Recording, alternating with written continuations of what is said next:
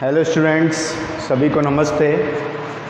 आज मैं मेरे इस वीडियो में जो टॉपिक लेके आया हूँ वो जीन के प्रकारों के बारे में है।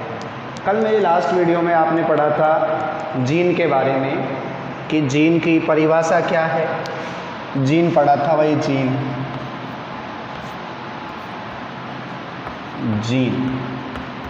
तो इस जीन में हमने पढ़ा क्या क्या था? जीन की परिभाषा,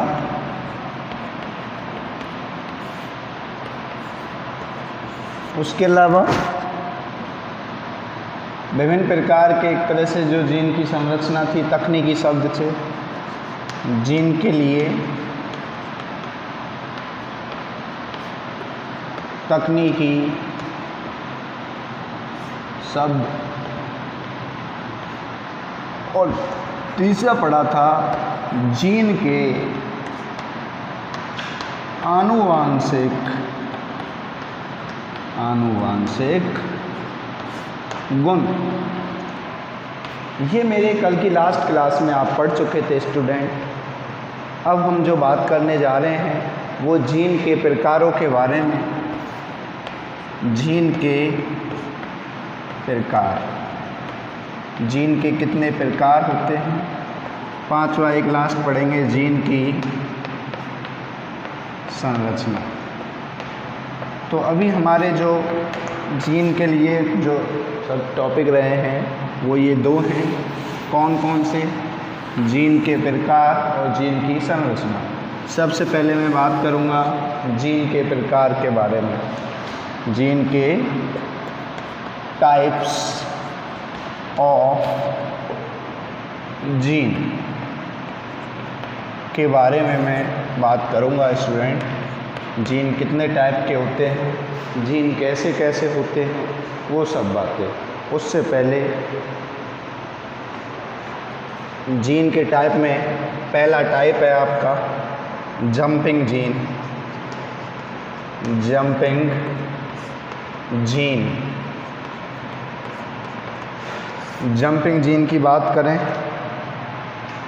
तो होता क्या है जंपिंग जीन? ऐसे तो इसको जंप का मतलब आप समझ गए होंगे। जंप करता है, एक जगह से दूसरी जगह फुदक के पहुंच जाता है, उसी जीन को हम जंपिंग जीन कहते हैं। लेकिन इसकी साइंटिफिक भाषा में क्या है तो वो सुन लो आप। गुणसूत्र में जीन के स्थल, जीन के स्थल या विस्थल नियत स्थान पर रहते हैं। नियत स्थान पर रहते हैं।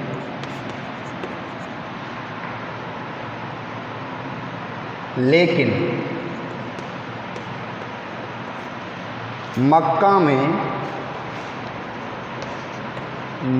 में कुछ ऐसे जीन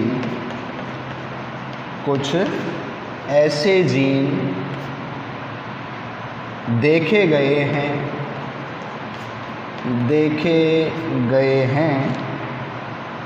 किसने देखे थे भैया? ये देखे थे मैकलिंटॉफ ने। नाम था इसका मैकलिंटॉफ।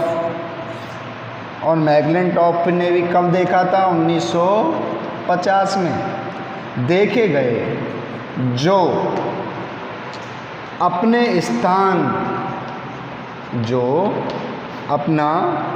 स्थान एक गुणसूत्र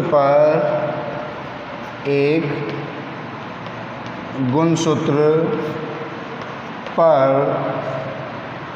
एक जगह से दूसरी जगह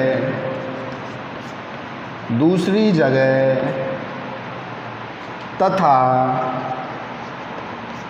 एक गुणसूत्र से दूसरे गुणसूत्र पर बदलते रहते हैं। बदलते रहते हैं भैया। ऐसे जीनों को क्या कहते हैं हम? ऐसे जीनों को जंपिंग जीन, या ऐसे जीनों को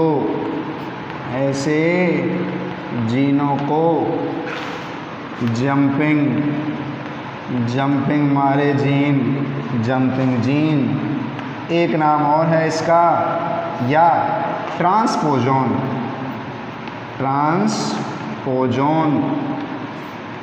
जीन कहते हैं। तो सुनना, मैंने पहली मेरी लाइन में बता दिया था कि जो जीन मारे जंप उसको क्या कहेंगे? Jumping gene. गुणसूत्र में जीन के स्थल नियत स्थान पर रहते हैं, लेकिन मक्का में कुछ ऐसे जीन देखे गए हैं। किसने देखा? मैकल्टॉफ ने देखा 1950 में, जो अपना स्थान एक गुणसूत्र पर एक जगह से दूसरे जगह तथा एक गुणसूत्र से दूसरे गुणसूत्र पर बदलते रहते हैं। ऐसे जीनों को भैया जंपिंग जीन या ट्रांसपोजन जीन कहते हैं। किस में देखे गए? मक्का में। किसने देखा? मैकल्टॉफ ने। कब देखा? 1950 में। क्या देखा? एक जगह से दूसरी जगह पर। और कौन देखे? जंपिंग जीन या ट्रांसपोजन जीन।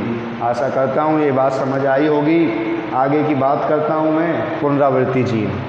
कौन सा जीन? पुनरावृत्ति। पूर्ण आवृत्ति यानी कि रेप्लिकेटिंग जीन, जो अपनी बार बार से कॉपी करता है। एक तो है ही और फिर दूसरी कॉपी करता है। ऐसे जीनों को पुनरावृत्ति जीन कहते हैं भैया। पुनरावृत्ति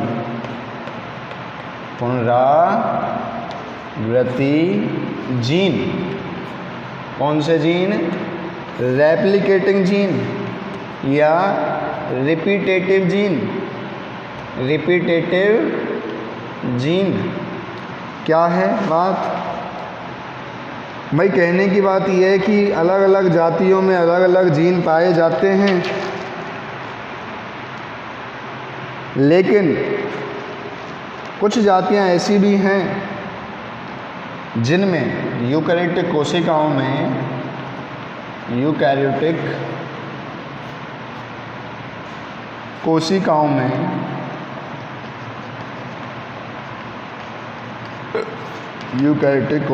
में अतिरिक्त डीएनए अधिक मात्रा में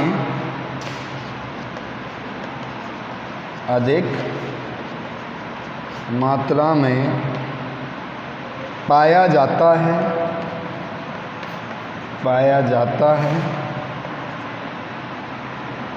1964 में एक विचित्र घटना देखी गई, जिसमें किसने देखी? 1964 व 1968 में। 1968 कर लें इसमें। 1968 में कोहेन व बीटन ने बताया कि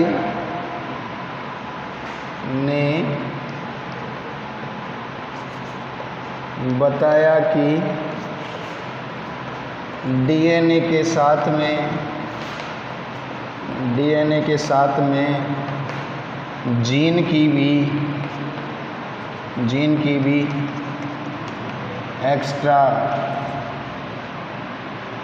एक्स्ट्रा कॉपी होती है।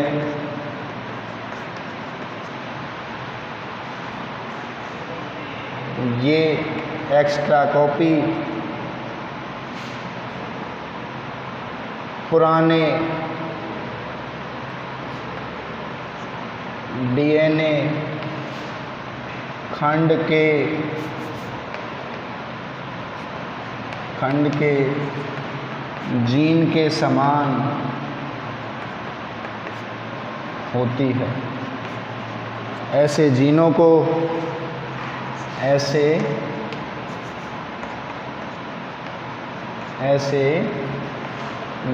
को रिपीटेटिव जीन कहते हैं।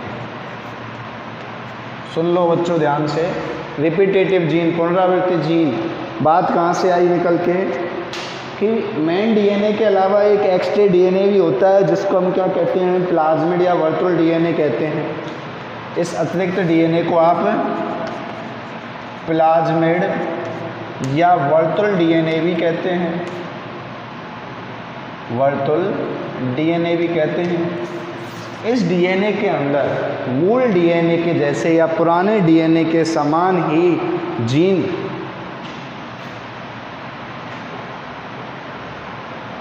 भी क्या होते हैं, अपनी कॉपी करते हैं। जैसे कि पुराने, जैसे मान लो किसी भी मेन डीएनए का वर्तुल डीएनए, एक्स्ट्रा डीएनए, तो उसमें जो जीन है वो पुराने डीएनए के समान है। ऐसे जीनों को हम कैंसर जीन कहते हैं, रिपीटेटिव जीन कहते हैं। ऐसा सामान्यतः सबके अंदर नहीं होता है, कुछ जंतु, कुछ पादपों के अंदर ऐसा देखा जाता है, वो भी अपवाद स्वरूप, बाकी सबके अंदर ऐसा नहीं होता है। तो इस प्रकार के जीन को हम क्या कहते हैं, रिपीटेटिव जीन कहते हैं। इसके अलावा हम आगे बात करेंगे नेक्स्ट जीन की,